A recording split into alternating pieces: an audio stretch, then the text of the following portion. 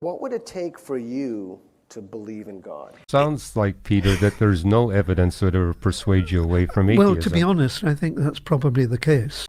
It does not matter how much atheists claim to be champions of science and reason. Reality is that they want to shut every door that leads us to evidence. They are so committed to blind atheism that they can discard anything, even truth, even mathematical equations, and even their own existence as well, which they do if these things point to God. When Richard Dawkins was asked what would convince him to believe in God, he said, well, nothing. Maybe the supernatural evidence in the sky is just hallucination. What would it take for you to believe in God? Well, I used to say it would be very simple. It would be, the second coming of Jesus, or a great big, deep, booming bass Paul Robeson voice saying, I am God and I created. But I was persuaded mostly by actually Steve Zara, who's a regular contributor to my website, richarddawkins.net. He more or less persuaded me that even if there was this booming voice and the second coming in clouds of glory, the more probable explanation is that it's a hallucination or a conjuring trick by David Copperfield or something.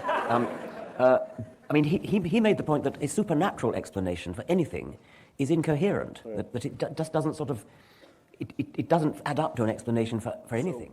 So what would persuade you? Well, I'm starting to think nothing would, which in a way goes against the grain, because I've always paid lip service to the view that a scientist should change his mind when evidence is forthcoming. The trouble is, I can't think what that evidence would look like. Some people might accuse you of being so committed to atheism that you'd never be willing to countenance any evidence that might lend support to a creator behind the universe. So I'm just interested, what sort of evidence could science or the physical universe present to you that would make you think, actually, that is evidence that there's a mind behind this? I find that a very difficult question. If I were looking in the Bible for evidence, heaven forbid, I would expect to see maybe increase in entropy is equal to Q reversible divided by temperature. And that is if there was literally an equation in the Bible, equation like in that. the Bible, rather than all this wishy-washy, elastic writing that it pervades. All right, so if there was something like that they discovered in the Bible, then I'd think it was you'd probably a that, forgery. Well, exactly. The problem is, would it actually make you?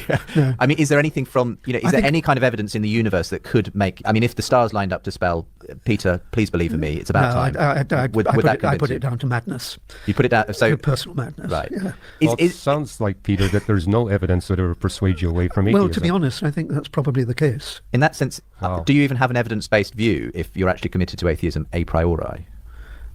Well, I'm predicting that there will be no such evidence. That's not quite the same thing as being committed to it a priori. I can't. But you said there's no evidence that would persuade you otherwise. I think it's much more likely that I would have gone mad than such evidence would have been provided. Peter Atkins is a chemistry professor at University of Oxford. He says that if he dies and someone would welcome him into heaven, he would think that he was dreaming, or maybe he has gone mad, but he would not believe in God. Seriously, you think these are the smartest group on the planet? No. This is just a pure arrogance, and Quran describes this arrogance that even if I would have sent down angels to them and dead would spoke to them and I would present everything before their eyes, they would still not believe. Then such evidence would have been provided. Right. So in principle, it's impossible to ever persuade you that God exists. I didn't quite say that, but well, what would persuade you? I can't conceive of. I suppose even if I died and was confronted with St. Peter saying, "Welcome to heaven," I'd probably think I was dreaming. Would you? That leads me on to my next question. If I were dead, would you want it to be true? I mean, do you want God to exist in any shape or form? Would you be pleasantly surprised if you woke up on the other side of death and found a life of eternal bliss? Of course, there's a play by Bernard Shaw, isn't there? Is it Man and Superman? Where heaven is found to be so boring that they ask to go down to hell for a bit. After listening all this nonsense, atheists must be ashamed of themselves. What these so-called champions of science and reason are trying to do is that their followers just close their eyes and their minds and repeat after them, "We agree, we agree, we agree."